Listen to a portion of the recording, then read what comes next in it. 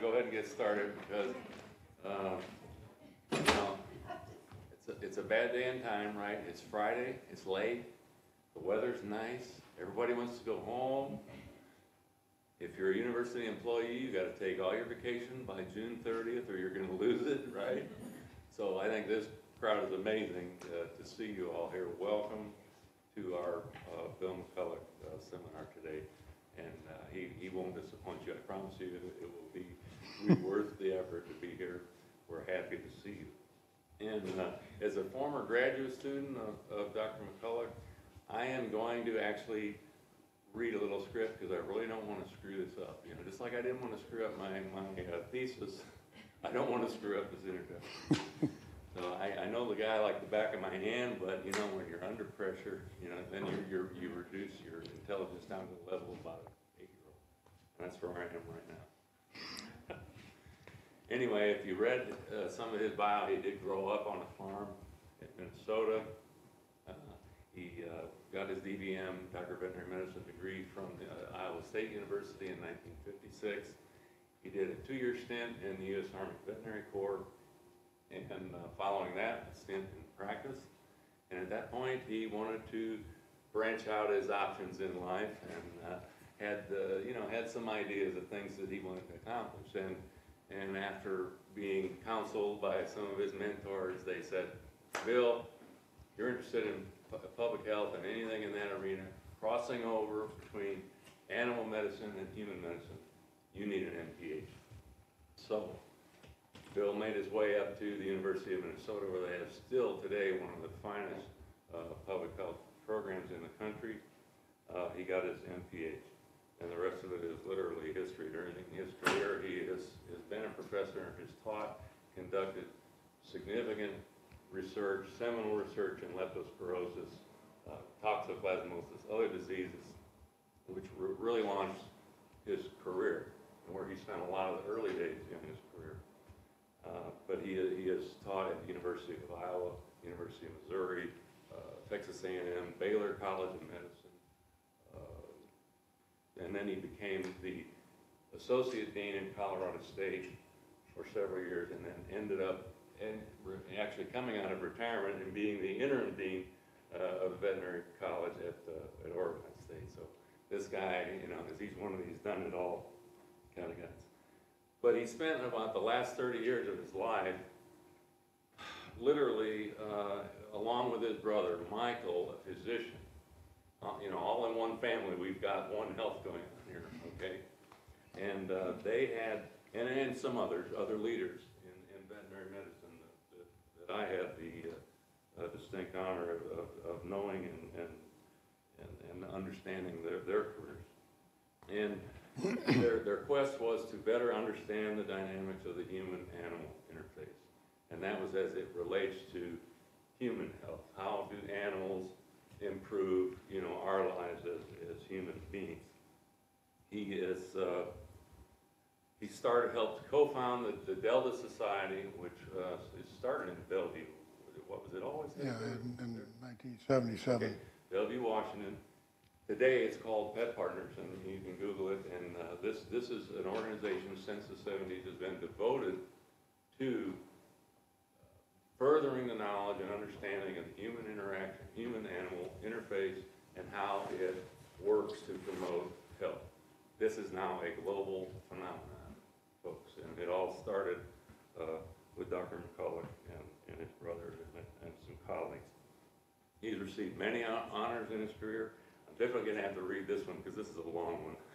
I'm not even going to try to read all of his honors. He'd need a wheelbarrow to carry around all those. But last year at the 150th AVMA meeting in Chicago, the International Association of Human-Animal Interaction Organizations, is representing 25 countries, created and presented an award in his name to recognize an individual for outstanding achievements for practitioners and educators in the field of human-animal relations. So that's quite an honor, Bill. And with that, if you've ever seen a service dog at work with an ailing child or an aging patient in a hospital or a nursing home, put a smile on their face. This guy had something to make it happen. Okay, so let's welcome Dr. McCulloch.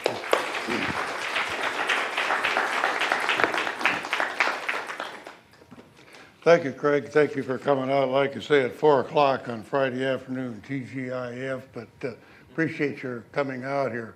One of the requirements that Dr. Carpenter, my wife and I have a daughter in Nashville, so we're out to see her, and I started to measure how far it is to Lexington, and so I'm up here with my wife enjoying the Freedom Farm bed and breakfast of the Carters out here, which is a very lovely place, by the way. Before I give the talk, though, he said, we got to come over here early, why don't you meet some people? But what this guy, he's one of these fitness nuts. The reason I changed out of my blue shirt is he had me down there for 15 minutes on a damn treadmill. And he said, you got to do this before you come to speak, and you got to be an example. Anyway, one of the things I'm going to talk about is human-animal bond and some of the reflection on a journey in this particular area. And one of my colleagues who's head of the human-animal bond program at Purdue is Dr. Alan Beck. Years ago did surveys about people and their pets. And he had one about questions like, does the dog sleep in the bed with you? And he said, do you talk to your pet? Well, he said 99% people talk to their pet. And then he paused and said, the other 1% lied. They all do. We talk about human-animal interactions and human-animal bond. And when I go through this, I may be doing this on an interchangeable basis a little bit. But human-animal interaction, we get into animal-dog bite. Certainly that human-animal interaction, there's not a lot of bonding going on when the bite occurs. And so really the human-animal bond might say it's a subset of an overall field of human-animal interactions, even though sometimes we use those interchangeably. But heavily I'm going to be involved in the bond area. One of the things that started for me when I was in private practice, and it had to do with a client who had a husband. Now, we're talking 1959. And when I left practice to go for my MPH with R.K. Anderson, a veterinarian in Minnesota, who, by the way, co-invented the gentle leader, died at 90 a year and a half ago. He was my major professor at Minnesota. But anyway, when I'm about to leave, the lady, I never saw her husband, had a beagle, don't remember the name. And she said, well, we want to make an appointment. I want to bring my husband down. Okay, so we get into the exam room, and he's in a wheelchair, and said that he had a heart condition. This is 1959. There was no heart surgery going on at that time. And one of my bosses at Texas Medical Center at Baylor on an Institute of Comparative Medicine was Michael DeBakey. And so we didn't do all those heart bypass, or he didn't at that time. Christian Barnard did the first heart transplant, actually, at 59 in South Africa. So this fellow stayed at home, but he made leather goods. And so one of the things that stuck in my mind for a few years was he said, you know, we don't have kids. And somehow, intuitively, you somehow must have thought that our beagle was a member of the family, like a child to us. And we want to give you, and I left the box down in Dr. Carter's office, this leather billfold, which I got in 1959, never used it. There were times in my life and career that I felt kind of down. I'd go get this billfold out and kind of rub it a little bit and remember somebody loves me, you know. But the thing that triggered off was the fact that she said this was a member of the family. Now, in the genesis of all of this road or journey in the human-animal bond, surveys now and research has shown that in many people it is. Pets are a member of the family. My son, our son and a wife live in Austin, one of our 4 kids, and they've got 2 cats, Smokey and Smackers. We send them Christmas presents with their grandparents. And if you'd had talked about this earlier, there'd people say, well, this is silly stuff, you know. But not anymore, it's serious stuff. In fact, we spend $60 billion a year showing how much we care about pets, and that's a lot of money. So at any rate, it was the family thing that got things started. I kind of grew up most of my early years on the farm in Minnesota. We had dairy cattle there, and when you talk about large animals and the human-animal bond, is that the Guernsey dairy cattle in the winter, we kept them in the barn. But my grandfather had name tags, every one of them. And this was a time in this being horse country, 1937, 39, never realizing that I'd end up writing a book with colleagues and things on zoonotic diseases, diseases from animals. But my grandfather would never drive one of our 3 John Deere tractors. At 10, I was driving the John Deere B. But I remember as a kid at age 5, I'd drive on the old gray mare when he was cultivating or plowing. Never would drive a tractor when I was 5. Well, when we sold the farms, my folks did, and parents, in 1944, and moved to Des Moines, Iowa, I'm standing out in the front yard, the farmhouse there, and my grandfather, a stoic Swede, he was just about over where all this equipment is. And I'm standing there watching the farmer lead them off, and they had their harnesses on and what have you, and I could just see the tears flowing down my grandfather's eyes. And I thought as a kid at that time, at 12 years old, I was seeing the real change from the iron horse and the old draft horse going out. But the other thing I mentioned to you, when we think of the human-animal bond with our dogs and cats, and often our riding horses and so forth, is that I'll just tell you, the human-animal bond was alive and well with those draft horses in that farm and on that day. And I'll just never forget it. No one can do this field alone. I'm going to draw a few quick circles here with some overlapping. I'm going to put up One Health here that you're around Craig Carter very long. He's going to be teaching this to the veterinary students at Lincoln University. So we'll talk about vet med here, and one of our roles in this area here and this area here, we kind of bridge the gap, so to speak, between agriculture and medicine. Because we're on both of them, in the large animal and also research and dealing with the human health area. So we have certainly a role to play in this area. But I can recall on the farm then with Western equine encephalitis, 1937, 1939. I was 5 to 7 years old at that time. And the largest outbreaks in America was in those 2 years. I don't know how many horses in this country died of Western. But I can recall taking with my grandparents as a kid, I helped a little bit, a threshing machine belts. We had 4 draft horses at the time, putting it underneath over the beams in there. And I can still see 2 of those horses, heads bobbing. 2 of them died, we had 2 left. And those are the 2 that, so then our dairy cattle, as we say, banged out. Brucellosis, lost the dairy herd test and slaughter. And so there were, never realized that I ended up doing research as a kid later on in those years. So I'm just saying that no one really does this alone in the human-animal bond or interactions area. It takes a team effort. Where I got the next thing after the family thing was the 1960s when I was on the faculty of the University of Iowa Medical School doing research on zoonotic diseases for 8 years. And I started reading articles by Dr. Boris Levinson, who was a child psychiatrist or child psychologist in New York. And he was already writing about pet-facilitated child psychotherapy. He treated children. Many of them were the overactive type children. One time, when he was in with a mother with an overactive child that was bouncing around the room, his little dog came in by accident. He had back in his office. As soon as that kid seen the dog, the kid calmed down, and he was able to do a better diagnosis, and that's what got the idea. So when he started talking about the human-animal bond or human-animal interaction at that time and pet-facilitated therapy, he tried to give a paper to the American Psychological Association. They turned it down in the late 50s, early 60s, because this is such a nutty subject with those crazy animal lovers, see. Well, if you want to know, you know, I thought that as no small animal practitioner at that time, thinking, you know, we got to do something about that. And so at that time, my brother was going through medical school, Michael. He was 12 years younger than I, almost like an older child. So I started showing him reprints by Boris Levinson. I said, what we needed, we as veterinarians are in practice, we see the bond every day, and the ups and downs of some of that. But I said, we need a physician that'll stay consistent to pursue the need for research on the human health benefits of pets. And this was in the mid-60s.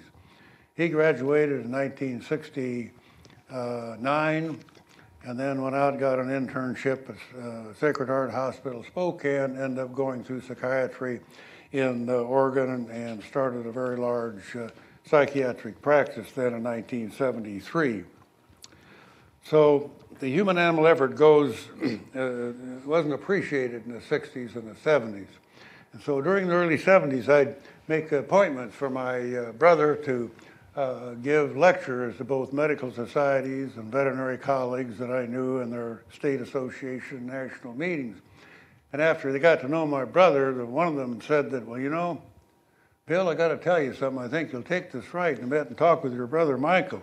You know, he's pretty normal for a psychiatrist. But what the press would say is psychiatrist goes to the dogs.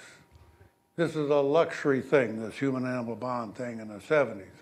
And so my interest and all of ours came to doing trying to find a way to find money to do research because there were no pet rules. I got a chuckle just driving out to the limousine, going out the airport from Portland where we live. And here was Motel 6, and beside Motel 6, the only sign underneath, pets welcome. And I look back to those days of no pet thing, that I used to talk to hospital organizations and motels and so forth and say, you're losing money here. This is a moneymaker for you guys. So there's hardly any that won't accept a pet. Sometimes you can't leave them in the room or there's a certain fee, but people are paying money to do that. So it's turned things around a little bit. The Delta Foundation was what we founded in 1977. And along with my brother was a Dr. Leo Busted, eventually joined us, along with the Dr. Bob Anderson I mentioned, Dr. Stan Deesh, who's 89 and up at the University of Minnesota.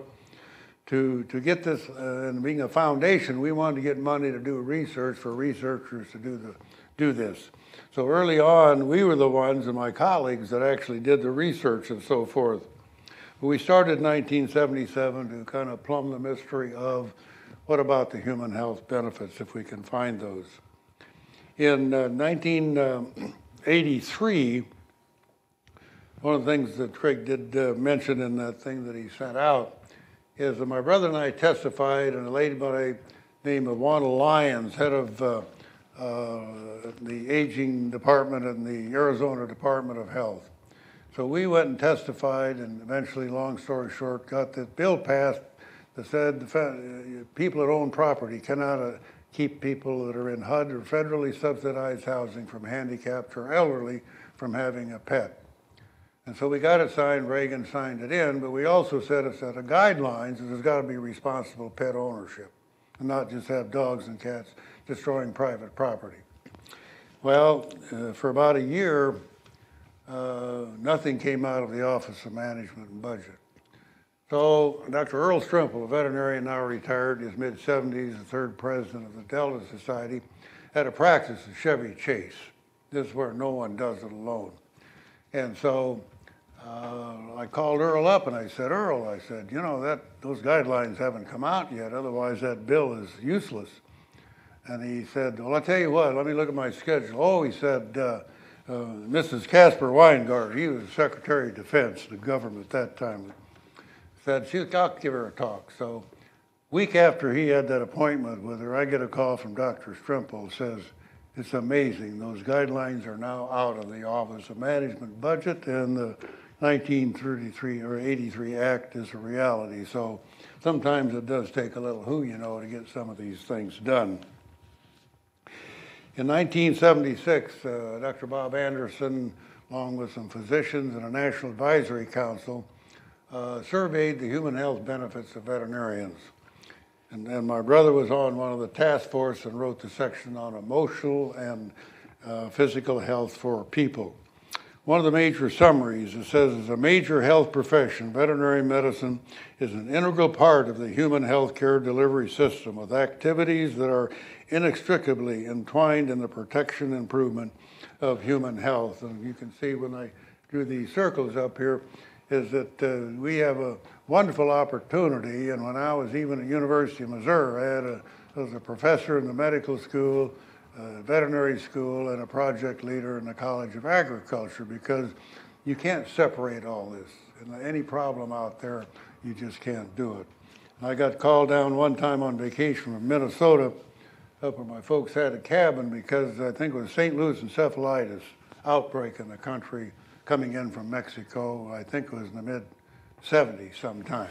And so these things are always there, and that's where the role of epidemiology certainly comes in as an epidemiologist myself.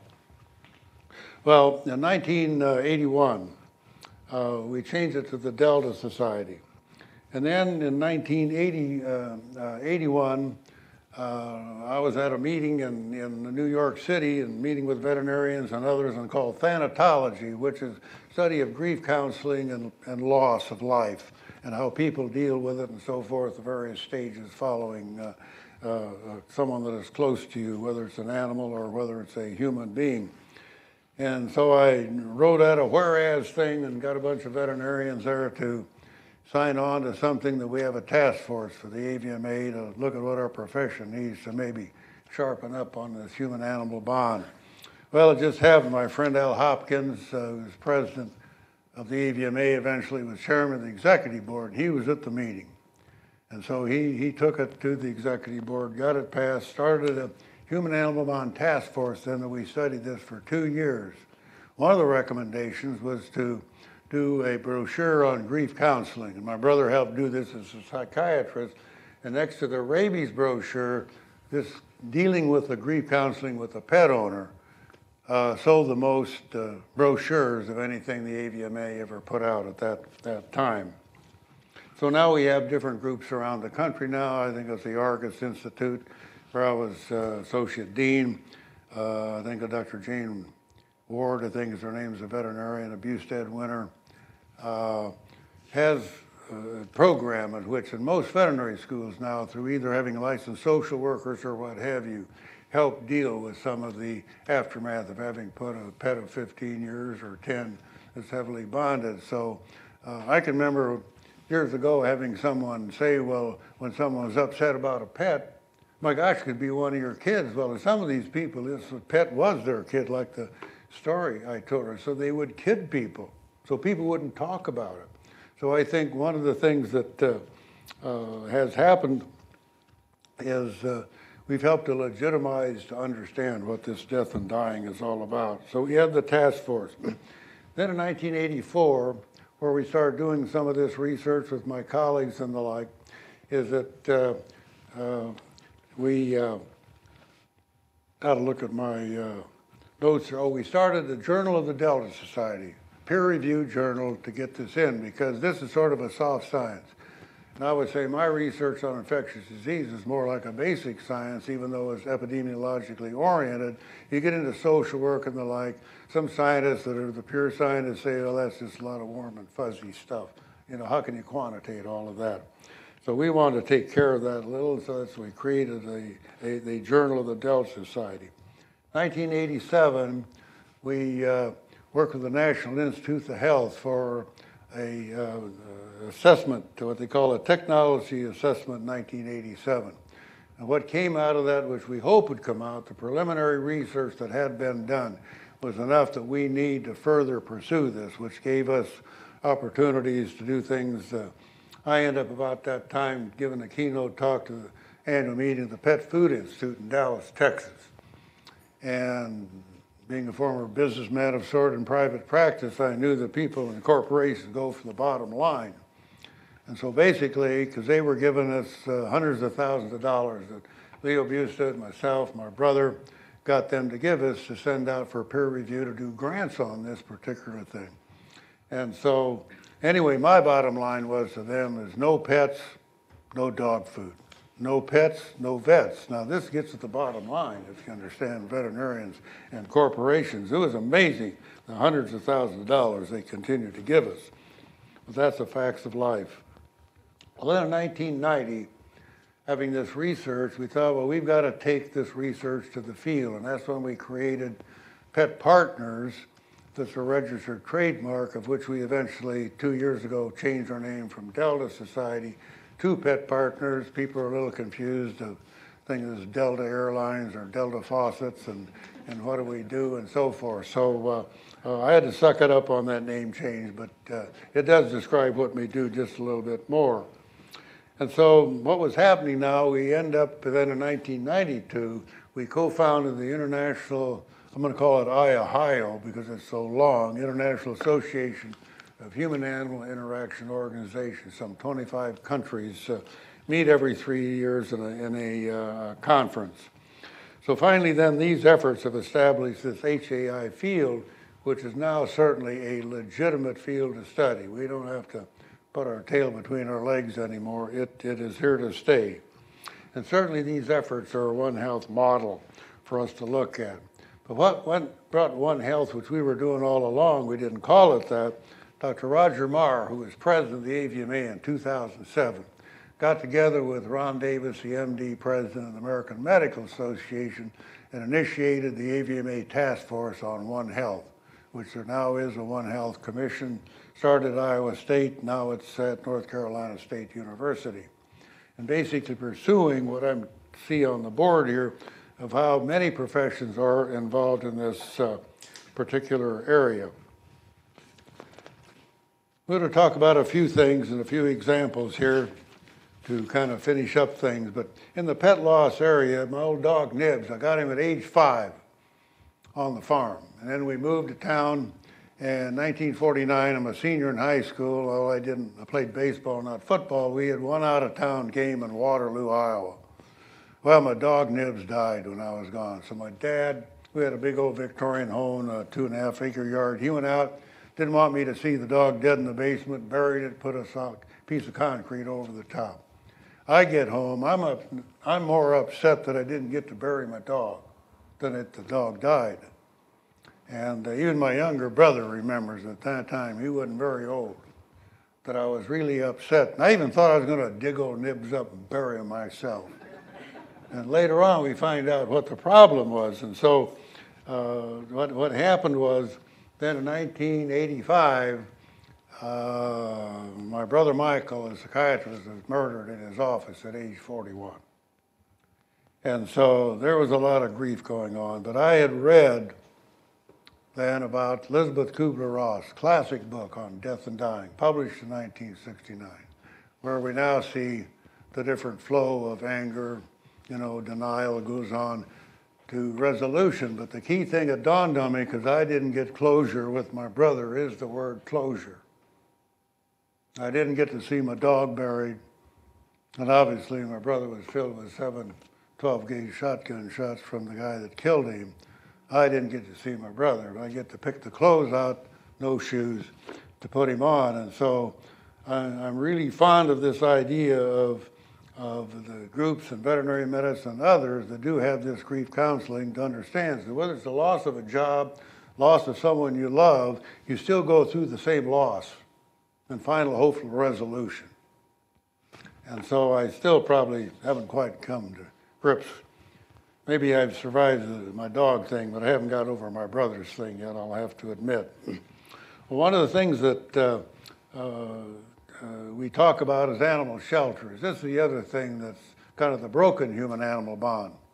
And where I mostly got interested in this area is because this young guy here, I'm old enough to be his father, I'm going to be 82 next month, is that Dr. Carter had a great interest in humane education, and he and another lady in town were very active in the local humane society. And they thought, well, we need to have an animal shelter, eventually be called Brazos County, but it's a Brazos Animal Shelter to serve certainly Brazos, but maybe 8 to 9 counties total in this area. And their thought was, let's have one joint animal shelter that's quality.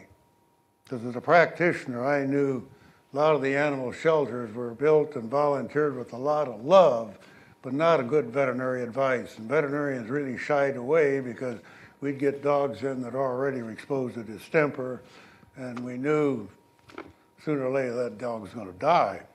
And so Dr. Carter certainly had the energy and as a veterinarian. And so what I did, Dr. Carter said, let's see what we can do and pool the inference. So I went to the mayors of the two towns of Bryan College Station and also the chairman of the county commissioners. And basically, long story short, got them to pool the money so all the animal control officers in that area brought it to the shelter, which also offered an area to do research. Now, not on animals, but I had graduate students then that did surveys of people. Why do they give up their dog? And I had a clerkship in veterinary seniors that we talked about human-animal bond, client relations, another one on animal control. So I'd ask these students, where do you think these animals come to? They come on a survey. None of them could guess the number one. You think they're picked up off the road, you know, and some old cur that's got dermatitis and everything else that we humanely put to sleep. But what it was is born in the home. So here's the story.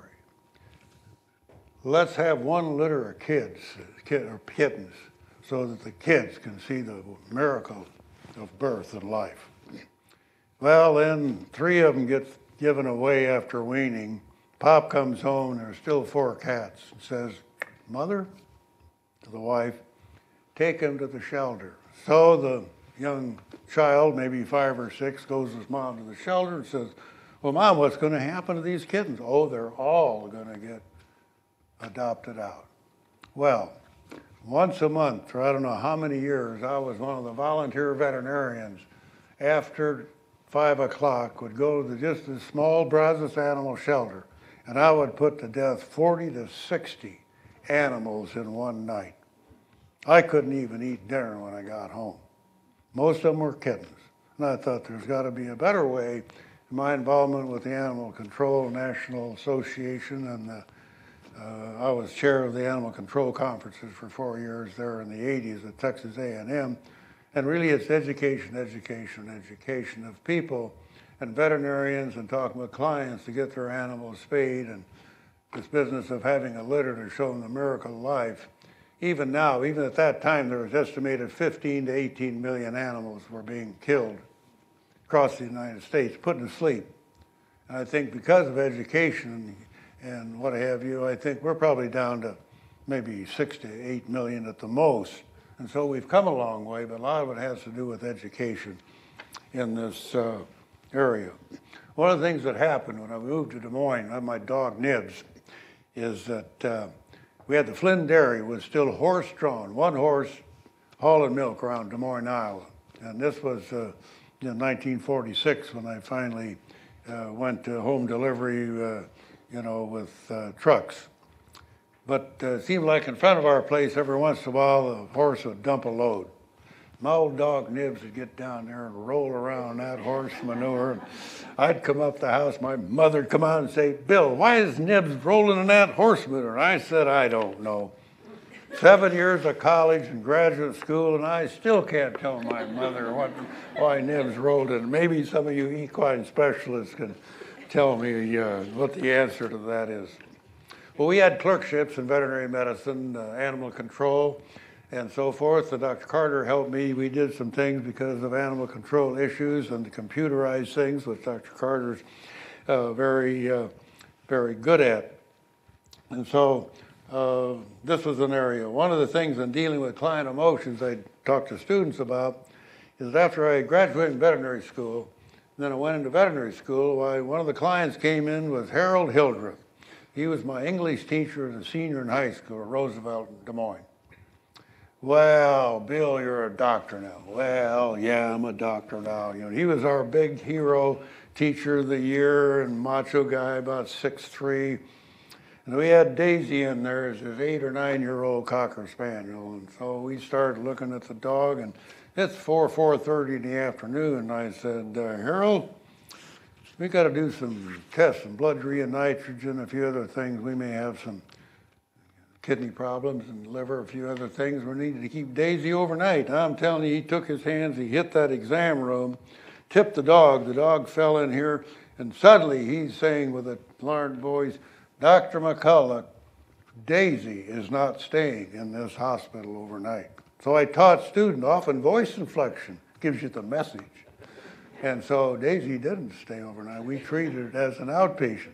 But my hero blew himself away in my exam room by folding up over this thing. So I tell students, which I used to teach in those areas, to not take this stuff personally, because you get a lot of displaced anger. I suppose maybe some of you dealing in the equine area, someone's looking for somebody to blame, and sometimes you get caught in the flack. Well, in the early years of the Pet Partners, we had a lot of different veterinarians and colleagues that I have a lot of names that I probably won't mention, but they were physicians and veterinarians and social workers, nurses. Currently, we have a research nurse that I wrote a chapter on the human-animal bond in a zoonoses book last summer by the name of Rebecca Johnson at the University of Missouri.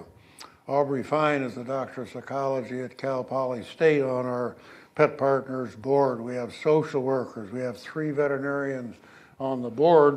And in 1990, we started asking public to come on because we were oriented toward the research. And so we have a lot of wonderful people.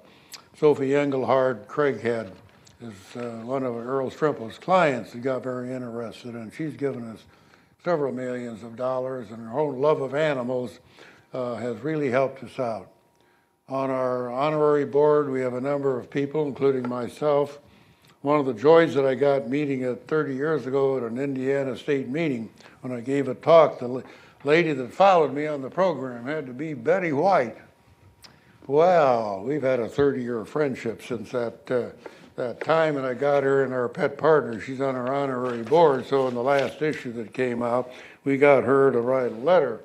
So I call her every January or several times, wish her happy birthday. I think she was 92 now, an amazing woman. If you ever see her and her sense of humor, it's something else. Well, in the last issue, which is in this issue, I just happened to look in the back here and reminded myself that we have what we call a caring community. And I was involved in Plan of State Giving for quite a few years. And lo and behold, here's a picture of the Carters with haiku, in which they've put the Pet Partners in their estate planning for the long-range impact I hope that we have for years to come. Now, I'm going to go through. We have animal-assisted therapy, which is where the professionals use animals with the chart, follow things, and we have animal-assisted activities, in which we have about 10,000 of these volunteer Pet Partners throughout the United States. They're volunteers, basically, that go into nursing homes, hospitals, read to kids in libraries, and the like, and go into hospitals. And the requirement there, we have a tremendous training program, brochures, online training, and the like for seminars that we give periodically throughout the year. And one of the things that we were able to do 10 years ago, we now have a $7.5 million headquarters in Bellevue, Washington, after a capital campaign about 10 years ago. About 90% of the Pet Partner teams really do animal-assisted therapy, and about 10% animal-assisted therapy, in which professionals guide pets in a plan in the hospital and the like. And some amazing things have gone on that I want to share a few of them with you at this time. One time, I'm going on an airplane, going down to give a seminar in Orlando, and I'm sitting next to a lady who's got a little baby, Benji's his name, Benjamin.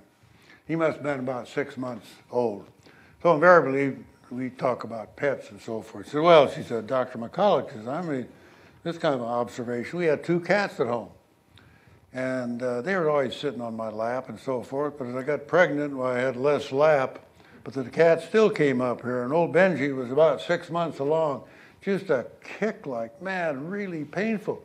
The cats would come up, and I noticed when I'd pet them, the cats would purr. The vibration, apparently, Benji quit kicking. So here, you don't have to have a PhD to take observations on the human-animal bond. That was a lesson for me. Aaron Katcher, a psychiatrist, and Alan Beck did studies on blood pressure, which is some of the original stuff that came out, or cardiovascular, along with Erica Friedman. And what they did one time, when they were at the University of Pennsylvania in the early 80s, I went in their lab and they had a goldfish aquarium, and they sat me down, put the cuff on there before and after, and I could see my blood pressure go down just watching goldfish. Well, 30 years later, my wife and I went over to, on the coast of Oregon to near Newport. And an article just a week before it occurred in the Oregonian that the head nurse there had read about the early research of Katcher and Beck with the goldfish. Well, we have the Oregon Coast Aquarium that's right there in Newport, Oregon on the coast. So she got $5,000 from the board, and what she did is then got it piped in from the fish in the tanks into the emergency room with a huge TV screen that she could see down from her office. And I said, "Did you think it calmed down anybody?" She says, "I don't have any research on it, but I know it calmed people down in there that were waiting, were kind of anxious and so forth." Said, "Only had one question, was a problem one time on Sunday afternoon. Some guy came down the hall and said he was a little mad. He wanted to watch a pro football game." Well, you weren't going to watch it on that plasma screen watching fish. So there are a lot. I'm going to just read to just a few of the human health benefits of pets here as we wrap this up. Basically, decreased physician visits, increased physical activity, the study of long-term survival of post-myocardial infarction.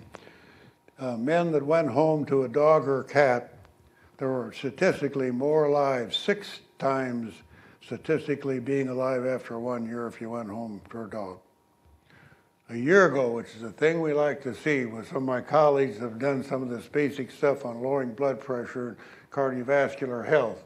The American Heart Association, a week ago or a year ago last February on Heart Month, came out and said having a dog in your house improves the chances for positive cardiovascular health. Now, that's come a long way from the silly people, no pet rules, to legitimizing the field. And so obviously we feel pretty good about that. One of the things that I want to end with as far as a story is called oxytocin. I'm going to write that on the board here.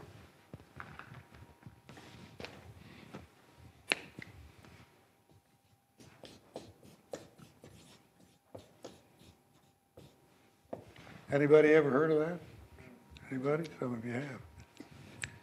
Well, oxytocin just simply is something that comes from the brain, and it depends on what our activities are. And a lady by the Meg Daly Armour wrote a book called Made for Each Other, published 2 or 3 years ago.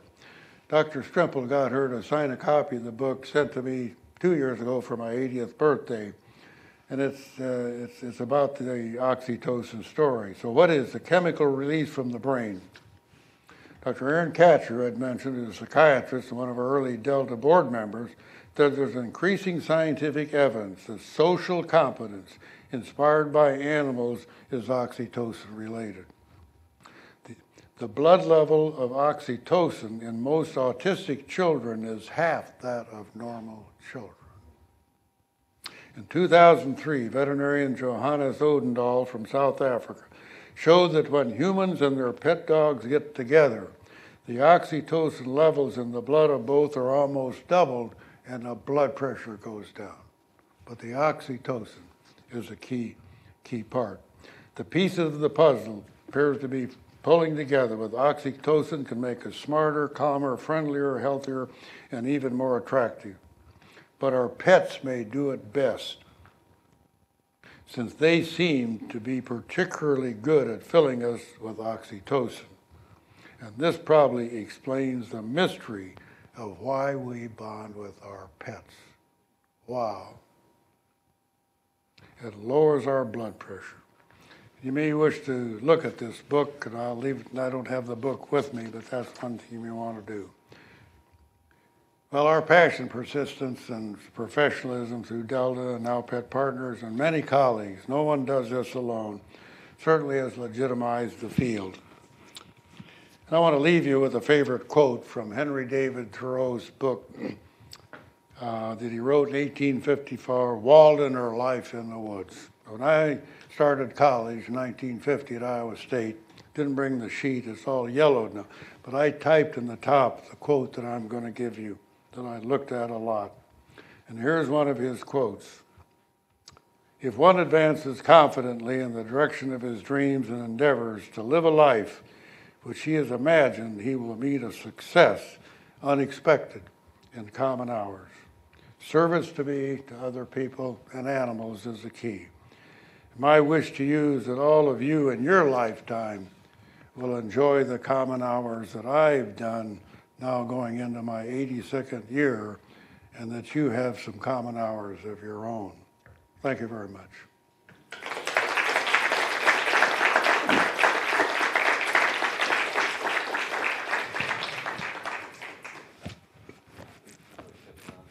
we got a little time for questions. Does anybody want to? I have two things on my mind, but my field is business. I have hearing aids. I really have a problem, so listen to the question first. Okay. My academic field is business administration, so I was wondering if your society does any research or working with businesses to promote bringing your pets to work and all the benefits that can bring to the workplace? Well, yes. In fact, I gave a seminar in Stockholm, Sweden, a number of years ago, and the thing I found over there, I'm half Swedish. My great-grandfather lived on a farm with us, was from Sweden, born in Sweden, 1849. But I noticed over there, there's no animal control problems. There's no litter, dog litter. Every park, and this was in I said a few years ago. This was fall of 1987. Boy, how time flies. But anyway, I kept looking around, knowing and hearing dog litter and what we see in parks and plastic bags now, and that we went into different places, and they allow pets to come to work. So whatever they teach kids over there on environmental health and respecting nature and what have you, they're really responsible pet owners over there. And they have a law in Sweden that you can't spay a dog. Well, you don't need to because they don't run out and get mated with something else. And I just couldn't really believe this, having come from the United States and put all these animals to death in an animal shelter. But they take them to work. And we're starting to see that a little bit now.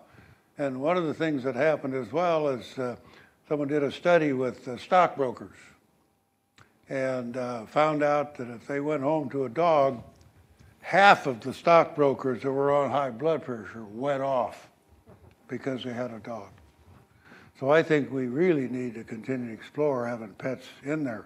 And I call our international headquarters up in Bellevue, where we've got quite a few offices. Every one of them's got a little, I call it a gated community, because every employee has a dog, takes it to work in our headquarters. So this really needs to be explored.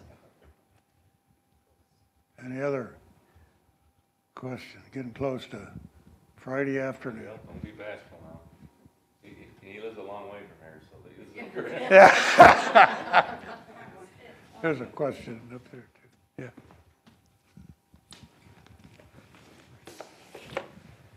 Yeah. Could you tell me the name of the Made for Each Other book, the publisher, or Yes, the author? Here's the. I'll tell you what I'm going to do for you. I've got I'll give. This is the title, and this is what with catcher stuff that I pulled out of the book. So here's the book and the title and her name. Okay, written a couple. She's a science writer for the National Geographic magazine, and it's a very readable thing, and it's not just a highly technical. But he goes through, and the thing I didn't mention, I told Dr. Carter, with this being horse country, some of the earliest research on the human-animal bond came out of Germany on hippotherapy, of which there's a National Association for Riding for the Handicapped, with kids that have balance problems and what have you. And there are chapters all over the country, and I can't believe there wouldn't be some here in the state of Kentucky. But it is showing in there that the horse-people relationship, this oxytocin story, is woven all the way through there. And I would really suggest you in the equine area certainly take a look at what she talks about and where oxytocin is involved.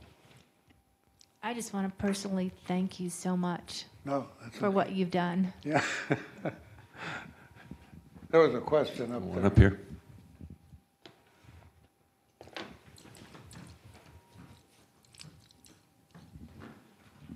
I'd like to thank you too. I'm a dog trainer, and everyone thinks their dog is a therapy dog, so that brings me a lot of business.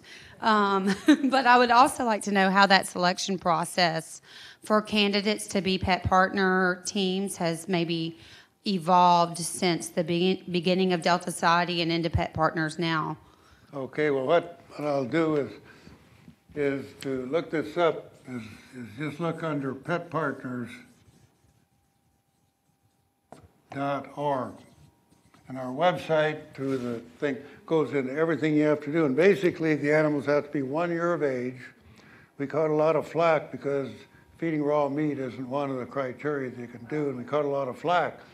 But anytime you go into a restaurant, I'm a public health veterinarian, so you know where I'm coming from on this, is that even nutrition has shown that even pure eating meat alone is not enough for the pets in this day and age. But more importantly, if you go into a restaurant, you're going to see an asterisk down there that says that you're eating some of this, or eggs or meat or what have you of animal origin, you do at your risk. Now, what's the message? Eating raw meat and pick up stuff, see it all the time now. That's in the papers and so forth. So they have to be 1 year of age. They go through, and one of the things that made us unique, we're really a human health services organization, because we went in from balanced mutual benefit. We have rules in that, for instance, I'm just giving you a few here, but it's all on that website, of 1 year of age. They have to, the person, the human, has to go through a seminar, and we can have those online and what have you, because the manual we have has to do with how you look at and take care of the people that their pets are there. And I've taken that, most of my stuff was research was at nursing homes in Bryan College Station. And I didn't have hearing aids at that time. When I went to do volunteer work, they said, well, you got to have a 2-hour seminar before you can, as a human, be a volunteer in a nursing home. And they said, well, why is that? Well, we don't want people to be in one time, get excited, and then they're more depressed because they never show up again. We want someone to volunteer for 6 months. We know there's emergencies, you can't always make it and so forth. So then when I started working research with graduate students in 4 nursing homes, why, this is when we sort of found out how do you talk to someone like me, just like me with the hearing problem. I can read lips a little bit if I'm looking at the person and so forth. You got to talk slower and what have you. But this is kind of what we do depending on the audience, whether it's children going in for cancer treatment or what have you, is that the volunteers at least know how to handle conversation kinds of things, dealing with the mother, usually in a very emotional thing, in cancer. So you're prepared from the human health thing. And then, of course, the animal really comes through from more of a behavior, and usually required the basic to sit, stay on obedience training. So you have control of the pet, goes through on behavior training. They'll drop a pan on the floor like it's a bedpan, and if the dog goes through the ceiling, probably not fair for the dog to be involved because they get stressed out. So they're allowed to usually no more than an hour.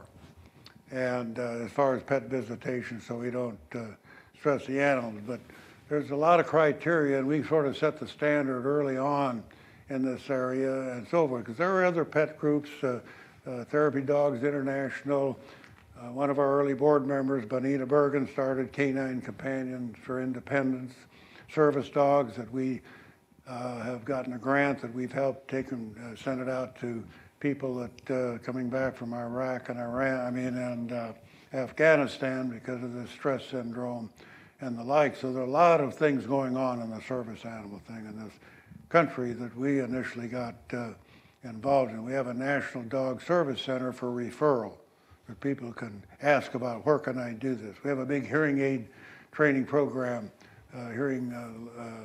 for dogs in Southern Oregon, but we have a big list of this nationally as a resource thing to guide people to where they can get a service dog. Because it talks anywhere, we pay anywhere from $15,000 to $50,000, depending on the training these animals need to help people. I was just wondering on the human services end of it. I know that a couple of times I have tried to start up a group of volunteers to take care of the animals of the elderly. Okay. Because obviously there comes a time when they still need their pet and love their family. but they're unable to care daily for the animal. And I was just wondering if Pet Partners has ever considered that area, or if what. There are probably some that are out there that are doing that, but you're talking about if they go into an assisted living that doesn't allow No, pet. perhaps, my mother is 88, and she has Okay. a Shih Tzu, who's. She's one of us. I'm one of those Yeah. people in the ages. I understand. Huey kept my father alive for 9 years and Yeah. is now keeping my mother alive. And we have it set up that Huey has care, but there must be so many elderly out there that have to give up their cat or their dog because they can't walk it or they can't empty that cat pan. And I just, to me, that would be an important service to continue. Well, I'm sure, relationship. because I'm not aware of all of it's going in the country, but the need and what you described is very important, because one of the things is pets for the elderly, and usually statistically, if you go into a nursing home, which I've been in, is that usually there's more females than males. Men have a lower expectation rate as far as living and so forth, but then how to care for that animal that's there becomes an issue. So there are different things. I work with Kathy Schwab as one of her projects as a graduate student to take the 4-H obedience training 4-H project. We changed that into using the basic thing, got permission then to then teach kids of how to take pets into a nursing home and combine a 4-H project that sort of became a model. And one of the things with education for me, because my relatives seem to live a long time, 90s, 1 to 100. But the thing that I do know that people as they age still need to have the loneliness thing that's in, that I mentioned there. There's a book by, I'm trying to think of, is Dr. James Lynch, years ago wrote, he was part of the early blood pressure studies. He wrote a book on the medical consequences of loneliness. And many times the elderly person doesn't want the responsibility, and it's still a very valuable. I have some friends, we went down to Eagle Crest, which is a 17-acre resort near Bend, Oregon, a week ago. And my wife and I and this other colleague and his wife were sitting out having some liquid refreshment, shall we say, and lady comes by, older than I am, but she's got this dog on there, and so I just, I get my billfold out, and I pull out my pet partner card and circle the website. They all look like donors to me, you know what I mean? And so we get to talking, and before her husband showed up with a walker, we got to talking with her, and she says, "This dog is my best friend. I don't know what I'd do without it."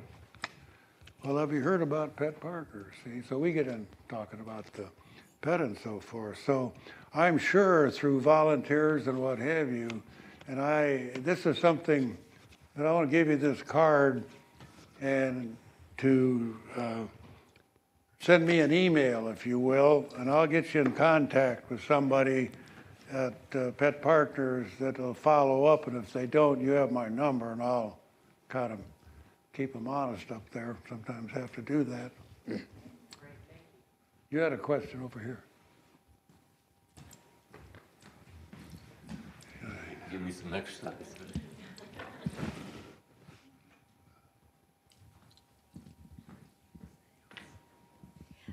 I work some with kids in foster care, and it seems to me that this would be a marvelous thing. A lot of these kids are isolated or extended care. They're in isolated, scattered site apartments by themselves. And these are kids who often are distant from family and friends. And do you know of any programs for working with those kids or engaging those kids with pet Well, there are a partners? number. We've got a Humane Society, Columbia Humane Society near Scappoose, Oregon on the Columbia. And trying to, foster animals out that aren't adoptive, at least to foster them out and so forth, to hopefully get them, not have to be put to sleep or euthanized and so forth. And so this certainly, is an area, And I know a lot of humane societies and groups do promote the fostering. And I know, I'm not doing this to drop names, but you know, I don't know if they have Nordstrom department stores down here, but Bruce and Jeannie Nordstrom, who's about 80, about like I am, is chairman of the board. His son, fraternity brother, is president of Nordstrom's right now. But she did fostering of kittens all the time. She'd take them up to their high rise over Seattle and where I've been, and take care of them until they could get them nursed through, get them back, and try to get adopted out. So foster care could even be one that could match over here, that where someone doesn't want complete ownership and so forth, but still could have the pet. So there's all sorts of creative ways of getting together to do the. I don't know if I'm answering your question very well. I'm actually talking about children that are in foster care. Oh, or children older in foster children care. who have been in Well, this is very foster care but important. are now living by One of our themselves. previous Delta Society retired directors, Larry Norvell, ended up with his mother as she was a single parent. He had a brother and two sisters, and they weren't sure they could keep all the kids together. And so someone then recommended a pet by the name of Tippy, went in there, and it was incredibly important for those kids and whether she could take care of the three of them. And someone did take the three of them, but the foster pet, the Tippy, was the thing that really held those kids together. Having that pet, because you know the love, and probably a little oxytocin rolling there as well. Yes. Well, 5 o'clock, folks. Yeah, I'm sorry, one more. One more, that's fine. Sorry, I know everyone wants to go. I have a pet therapy dog through Delta Pet Partners, which I just want to thank you so much for that program. And I work on Army bases at schools. And so originally when I had my dog tested, we were in Germany, and I wrote the superintendent and my principal and got a program going for him to come. And then you change bases, and now I'm trying to get a program. I've started something at Fort Knox, and I'm going to move to another base. And you're always trying to convince people about the human-animal bond and the benefits of it. Well, you've hit it. And I was just wondering what you found to be the most beneficial. Was it research? Well, what you've hit on, and what she's stories? talking about is, if you couldn't hear her, is often because of moving in the Army and the transition kids and the family. And there are some places, because if they don't have rabies, they couldn't even take the dog with them. And the second president after Leo Bustad, or a third actually after my brother, that Leo Bustad, who was dean at Washington State, passed away about 15 years ago. And then a fellow by the Lynn, he was a colonel, eventually a colonel in the Army, got his master's degree in public health at the School of Public Health when he was stationed in the military in Hawaii. And that's what he did, his thesis was on his master's degree of what is the impact of what pets do in a positive sense because of military people changing with kids of this transition. So a lot of emotion goes on in transition in that area, and he just showed that the dog, if it was along, showed the positive impact that it had of consistency of something that was there. So there is work. And is that on the website, or is there access to that? Well, it'd be easier for me to just say time. I just happen to bring a few cards with me. I ought to give her that card up there. Send me an email and kind of go through this, and I can find out and also give you some people to talk to. Okay? Thank you for sharing that. All righty. Thank you, Dr. McCulloch. I want to thank Janice, his wife, for bringing him here. Let's give a hand to Janice. Right. And finally, thank you for being here this evening, and you have a wonderful weekend, and hope to see you out here again sometime soon. Take care.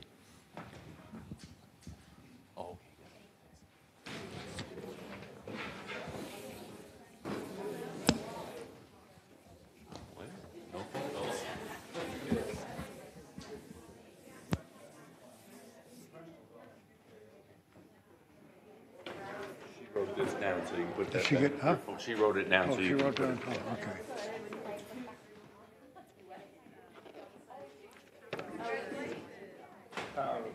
You'll find that book is really fascinating.